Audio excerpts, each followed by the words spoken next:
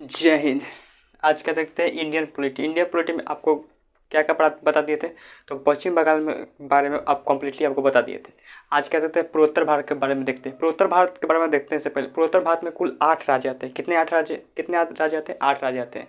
लेकिन आपको पता होगा पूर्वोत्तर भारत को 7 सिस्टर भी कहते हैं, जिसमें से सिक्किम नहीं आता है। जबकि पूर्वोत्तर भारत में 8 राज्य आते हैं जिसमें सिक्किम भी आता है, लेकिन 7 सिस्टर कहते हैं जिसमें सिक्किम नहीं आता है। क्यों सिक्किम नहीं आता है? क्योंकि जब 7 सिस्टर का गठन हो रहा था तो उसमें सिक्किम भारत का राज्य नहीं हुआ था, एक स्वतंत्र देश था, इसीलिए उसे 7 सिस्टर में नहीं जोड़ा जाता है। तो ये क्या है? 7 सिस्टर है। इसमें अरुणाचल प्रदेश, असम, मेघालय ये सब आते हैं, सिक्किम नहीं आता है। तो ये पूरे भारत का जो 3% एरिया किसे कहते हैं? पूर्वोत्तर भारत का 3% एरिया है पूरे भारत का। तो आज क्या देखते हैं पूर्वोत्तर भारत के बारे में पढ़ना चालू करते हैं। तो देखिए,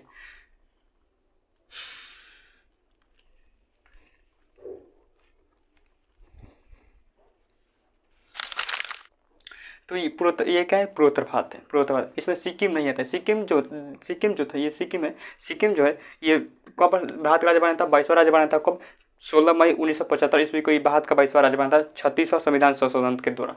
ये एक पहले स्वतंत्र देश हुआ करता था। तो ये देखिए 7 सिस्टर इस क्यों कहते हैं? 7 सिस्टर इसलिए इनको कहा जाता है क्योंकि ये जो 7 सिस्टर इसलिए कहा जाता है क्योंकि ये सातों राज्य में देखेंगे तो एक समान जलवायु, एक समान प्रशासनिक, एक समान सामाजिक अर्थव्यवस्था, सब एक समान रहता है। इसीलिए इसे 7 सिस्टर का नाम दिया गया। 7 सिस्टर का नाम किसने दिया था? तो ज्योतिष प्रसाद साइकिया। ज्योतिष प्रसाद जो थे, उन्होंने ज्योतिष प्रसाद साइकिया जो थे, उन्होंने 7 सिस्टर का नाम दिया था। हालांकि वो असम के एक सिविल सेवक थे, असम के सिविल सेवक थे। तो आपको पहले क्या देखते हैं? सिक्किम वाला देखते हैं। तो चलिए देखते हैं सिक्किम वाले में।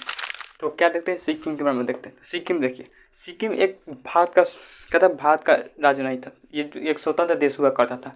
जब 1959 में चाइना जो था उस तिब्बत पर कब्जा किया, तो इसको लगा कि जितना बड़ा तिब्बत को जब चाइना कब्जा कर सकता है, तो एक तो हम अपने अति चुके हैं, मुझे भी कब्जा कर लेगा। इससे पहले इसलिए इसने क्या किया? भारत में शामिल होने के लिए इसने कहा। लेकिन उससे पहले इसने साल भर देखना चाहता था कि क्या भारत ये हमें स्वीकार करता है कि नहीं। उसके लिए 35वां संविधान संशोधन किया और भारत का स्वराज्य किसे मिला? सिक्किम को भारत का स्वराज्य मिला कब? 35वां संविधान संशोधन द्वारा, सॉरी 34वां संविधान संशोधन, क्या था? 34वां संविधान संशोधन द्वारा और 35वां संविधान संशोधन द्वारा। 35वां संविधान संशोधन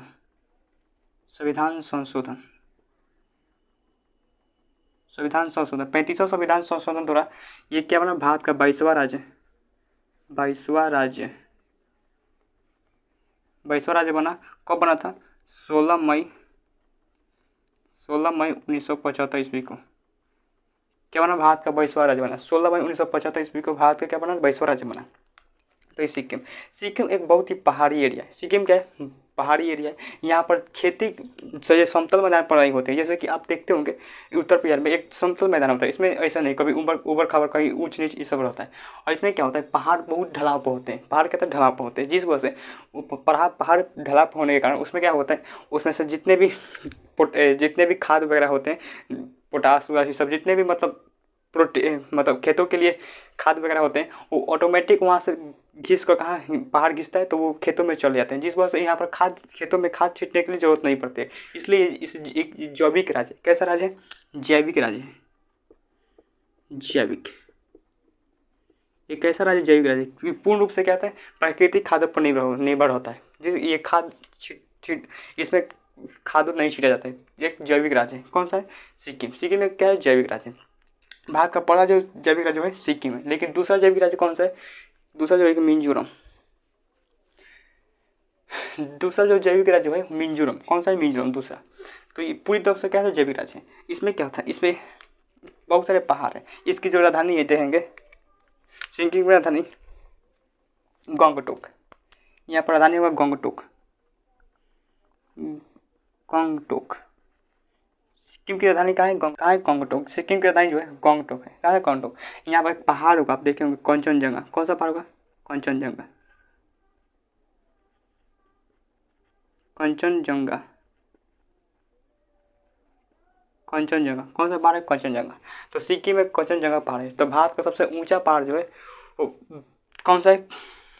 भारत में सबसे ऊंचा पहाड़ जो कंचनजंगा। लेकिन इससे भी ऊंचा जो है वो K2 है। क्या था? K2 है। माउंट एवरेस्ट का K2 जो है वो K2 है, इससे भी ऊंचा है, लेकिन वो अभी फिलहाल भारत में नहीं है, पीओके में, मतलब हालांकि ज़्यादा दिन पीओके में रहने वाला नहीं है, जल्दी आ जाएगा भारत में। तो कंचनजंगा क्या है, सबसे ऊंचा पहाड़ है अभी। तो ये हो गया सिक्किम। अब देखते हैं अरुणाचल प्रदेश में। सिक्किम उतना खास है नहीं, तो क्या पढ़ाएंगे, गंगटोक इसकी राजधानी है, कंचनजंगा इसमें दर्रा। हाँ, दर्रा देख लेते हैं। ये में 2 प्रमुख दर्रा है, नाथुला और जेरेपला। नाथुला जेलेपला, नाथुला और जेलेपला, नाथुला और जेलेपला, ये जो प्रमुख 2 दर्रा है, नाथुला जेलेपला। इसका ट्रिक है नाक जल गया, नाक जल गया, क्या हो गया, नाक जल गया। तो नाथुला और जेलेपला दर्रा, नाथुला और जेलेपला दर्रा, ये हो गया सिक्किम। अब पढ़ते अरुणाचल प्रदेश के बारे में।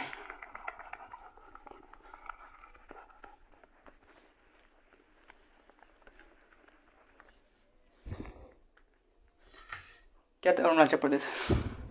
अरुणाचल प्रदेश, ये देखिए, अरुणाचल प्रदेश जो है वो भारत का सबसे पूर्वोत्तर राज्य जो है अरुणाचल प्रदेश है। भारत का सबसे पूर्वोत्तर राज्य कौन सा है, अरुणाचल प्रदेश है।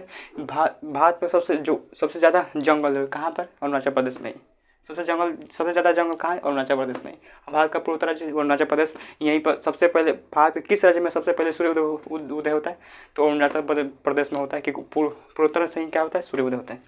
तो ये थे पूर्वोत्तर भारत, कहते हैं पूर्वोत्तर भारत, अरुणाचल प्रदेश।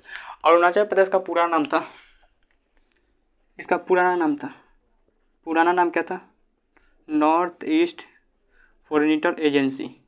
इसका क्या था, पुराना नाम क्या था, NEFA, नेफा। इसका पूरा नाम क्या था, नेफा, नॉर्थ ईस्ट फॉरेनिटर एजेंसी। तो ये देखिए पुराना नाम था। अरुणाचल प्रदेश की राजधानी देखेंगे तो ईटानगर, कहाँ हुआ, यहाँ पर राजधानी देखेंगे तो ईटानगर। अरुणाचल प्रदेश की राजधानी कहाँ है, ईटानगर। ऐसा कहा जाता है, नहीं मानना है ऐसा कि जो कृष्ण भगवान की पत्नी थी रुक्मणी, कौन थी रुक्मणी, वो कहाँ की थी, ईटानगर की। ऐसा हम नहीं कर रहे, ऐसा मानना है, लोगों का कहना था कि ईटानगर की कौन थी, भगवान कृष्ण भगवान की जो पत्नी रुक्मणी कहाँ की थी, ईटानगर की, ऐसा कहा जाता है। तो ईटानगर। अब देखिए ईटानगर, यहाँ पर देखेंगे तो जगह होगा पासीघाट। कौन सा घाट, पासीघाट। अनिनी, यहाँ पर जगह अनिनी, पासीघाट, अनिनी और तेजू, यहाँ पर जगह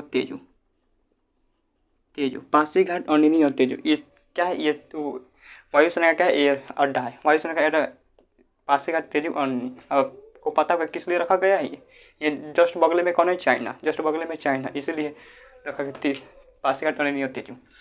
इसमें बहुत सारे पहाड़ियाँ हैं। देखिए दौरा देख लेते हैं पहले।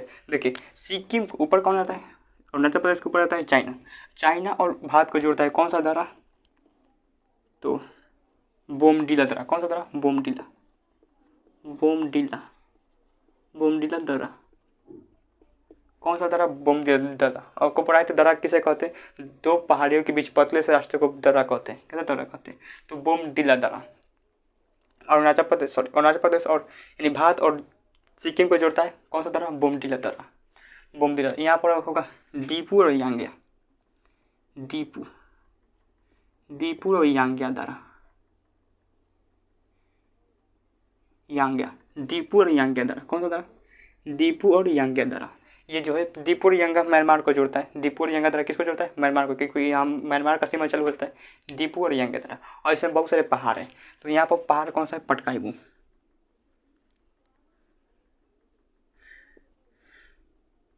यहाँ पर पहाड़ है पटकाई बूम। कौन सा पहाड़ है, पटकाई बूम। तो क्वेश्चन अगर छोटे मोटे एग्जाम में क्वेश्चन पूछेगा कि भारत और म्यांमार को अलग कौन सा पर्वत अलग करता है, तो पटकाई बूम। कौन सा पर्वत अलग करता है, पटकाई बूम। पटकाई बूम के ऊपर देंगे और भी पहाड़ होगा। यहाँ पर पहाड़ होगा डाफला की पहाड़ी, डाफला की पहाड़ी, आबोर की पहाड़ी,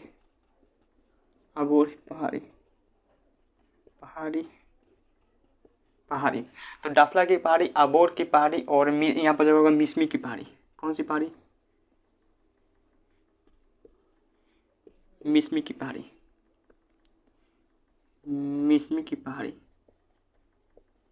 देखिए यहाँ पर नीचे कौन सा पहाड़ों का, पटकाई बूम पहाड़ों का, डाफला की पहाड़ी, आबोर की पहाड़ी और मिसमी की पहाड़ी। कौन सा पहाड़ी, मिसमी की पहाड़ी। तो ये था अरुणाचल प्रदेश के बारे में। आज के लिए यहीं तक रहने देते हैं, तब तक मिलते हैं नेक्स्ट वीडियो में। Thank you for watching video.